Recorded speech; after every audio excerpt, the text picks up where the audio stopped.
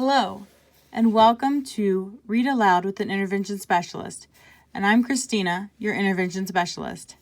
Today we're reading a classic book called Jumanji. You may know Jumanji by several movies that have been made about it. It was originally written in 1981. It is written by a guy named Chris van Allsburg. And he's got many medals for this book. So you may not see exactly what you've seen on the movies, but maybe some similarities.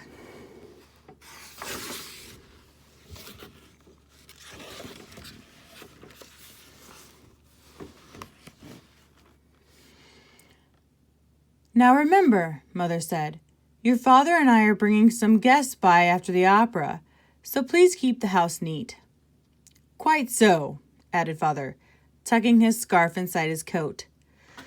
Mother peered into the mirror in the hall and carefully pinned her hat in place, then knelt and kissed both children goodbye. When the front door closed, Judy and Peter giggled with delight. They took all the toys out of their toy chest and made a terrible mess. But their laughter slowly turned to silence till finally Peter slouched into the chair. You know what, he said? I'm really bored. Me too, sighed Judy. Why don't we go outside and play?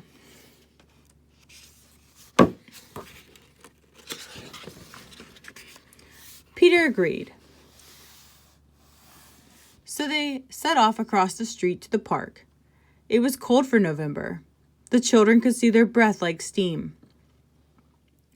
They rolled in the leaves, and when Judy tried to stuff some leaves down Peter's sweater, he jumped up and ran behind a tree. When his sister caught up with him, he was kneeling at the foot of the tree, looking at a long, thin box. What's that? Judy asked. It's a game, said Peter, handing her the box.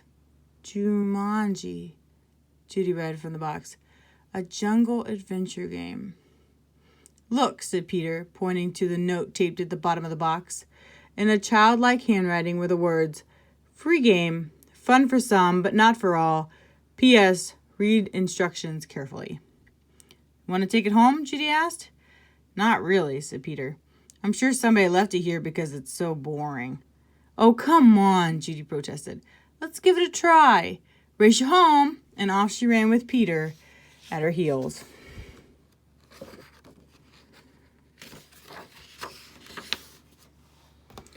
At home, the children were spread out the game on the card table. It looked very much like the games they already had.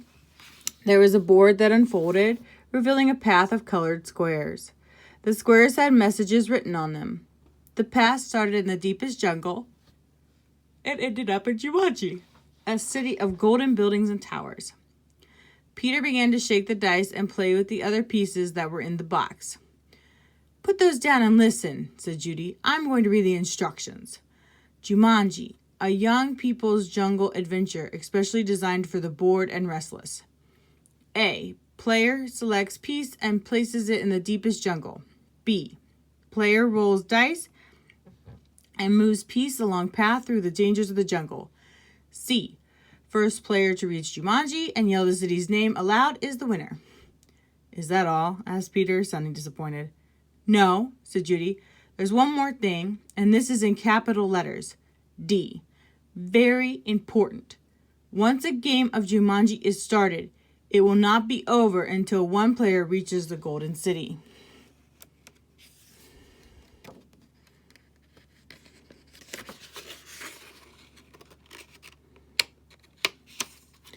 Oh, big deal, said Peter, who gave a bored yawn. Here, said Judy, handing her brother the dice. You go first. Peter casually dropped the dice from his hand. 7, said Judy. Peter moved his piece to the 7th square. Lion attacks, move back 2 spaces, read Judy.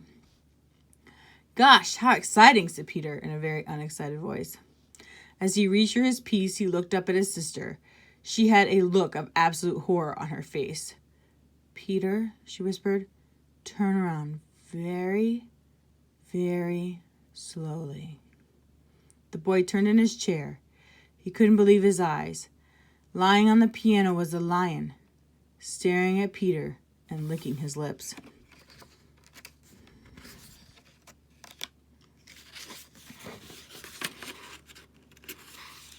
The lion roared so loud it knocked Peter right off his chair. The big cat jumped to the floor. Peter was up on his feet, running through the house with the lion a whisker's length behind. He ran upstairs and dove under a bed. The lion tries to squeeze under, but it's got his head stuck. Peter scrambled out, ran from the bedroom, and slammed the door behind him. He stood in the hall with Judy, grasping for breath. "I don't think," he said in between grasps of air, "that I want to play this game anymore." "But we have to," said Judy as she helped Peter back downstairs. "I'm sure that's what the instructions mean. That lion won't go away until one of us wins that game."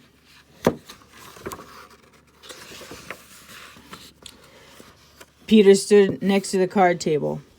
"Can't we just call the zoo and have him taken away? From upstairs came the sounds of growling and clawing at the bedroom door. "Or maybe we could just wait till Father comes home." "No one would come from the zoo because they wouldn't believe us," said Judy. "And you know how upset Mother would be if there was a lion in the bedroom. We started this game and now we have to finish it." Peter looked down at the game board. What if Judy rolled a 7? Then there'd be 2 lions for an instant. Peter thought he was going to cry. Then he sat firmly in his chair and said, "Let's play." Judy picked up the dice, rolled an 8, and moved her piece. "Monkeys steal food, miss 1 turn," she read. From the kitchen came the sounds of banging pots and falling jars. The children ran in to see a dozen monkeys tearing the room apart. "Oh boy," said Peter. "This would make Mother upset even more than the lion." "Quick," said Judy, "back to the game." Peter took his turn. Thank heavens he landed on a blank space. He rolled again. "Monsoon season begins. Lose 1 turn." Little raindrops began to fall in the living room.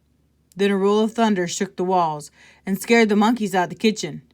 The rain began to fall in buckets as Judy took the dice.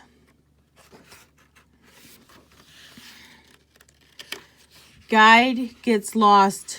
Lose 1 turn. The rain suddenly stopped. The children turned to see a man hunched over a map. "Oh dear, I say, spot of bad luck now," he mumbled.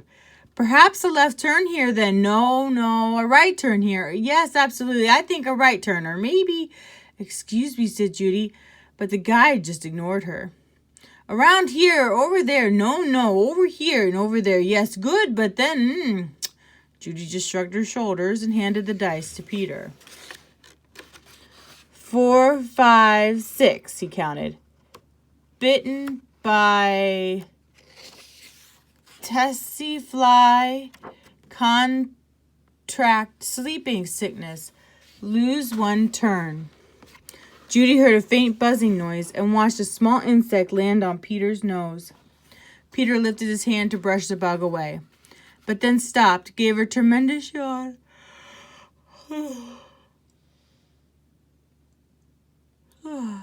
and fell asleep, his head on the table. Peter, wake up!" cried Judy, but it was no use. She grabbed the dice and moved to a blank. She rolled again and waited in amazement. "Rhinos stampede. Go back 2 spaces." As fast as he had fallen asleep, Peter woke. Together they listened to the rumble in the hallway. It grew louder and louder, and suddenly a herd of rhinos charged through the living room and into the dining room, crushing all the furniture in their path. Peter and Judy covered their ears as sounds of splintering wood and breaking china filled the house. Peter gave the dice a quick tremble. "Python sneaks into camp. Go back 1 space." Judy shrieked and jumped up on her chair. "Over the fireplace," said Peter. Judy sat down again, nervously eyeing the 8-foot snake that was wrapping itself around the mantel clock. The guide looked up from his map, took 1 look at the snake, and moved to the far corner of the room, joining the monkeys on the couch. Judy took her turn and landed on a blank space. Her brother took the dice and rolled a 3. "Oh no," he moaned. "Volcano erupts. Go back 3 spaces." The room became warm and started to shake a little. Molten lava poured from the fireplace opening. It hit the water on the floor, and the room filled with steam. Judy rolled the dice and moved ahead. Discover shortcut. Roll again. Oh dear, she cried. Judy saw the snake unwrapping himself from the clock. If you roll a 12, you can get out of the jungle, said Peter. Please, please, Judy begged as she shook the dice. The snake was wriggling its way to the floor. She dropped the dice from her hand. 1 6, then another. Judy grabbed her piece and slammed it to the board. Jumanji, she yelled as loud as she could. The steam in the room became thicker and thicker. Judy could not even see Peter across the table. Then, as if all the doors and windows had been opened, a cool breeze cleared the steam from the room. Everything was just as it had been before the game. No monkeys, no guide, no water, no broken furniture, no snake, no lion roaring upstairs, no rhinos. Without saying a word to each other, Peter and Judy threw the game to its box. They bolted out the door, ran across the street to the park, and dropped the game under a tree. Back home, they quickly put all their toys away. But both children were too excited to sit quietly, so Peter took out a picture puzzle. As they fit the pieces together, their excitement slowly turned to relief and then exhaustion. With the puzzle half done, Peter and Judy fell asleep on the sofa. Wake up, dears, Mother's voice called. Judy opened her eyes. Mother and Father had returned, and their guests were arriving. Judy gave Peter a nudge to wake him.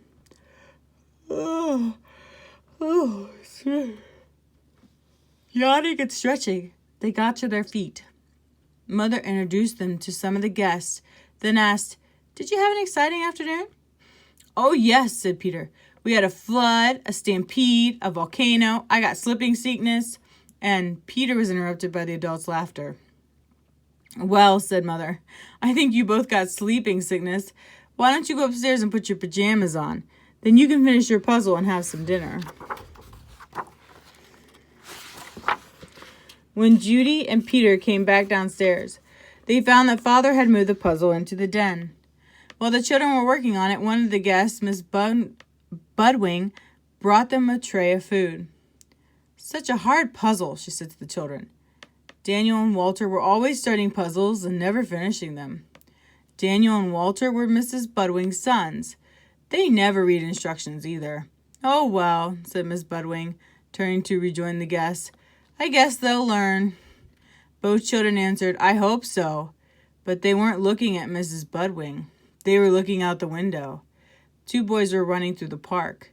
They were Danny and Walter Budwing, and Danny had a long, thin box under his arm. The end.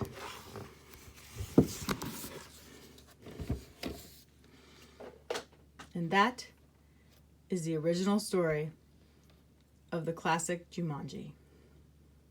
Thank you for spending time with me today, and I hope that you enjoyed this as much as I have.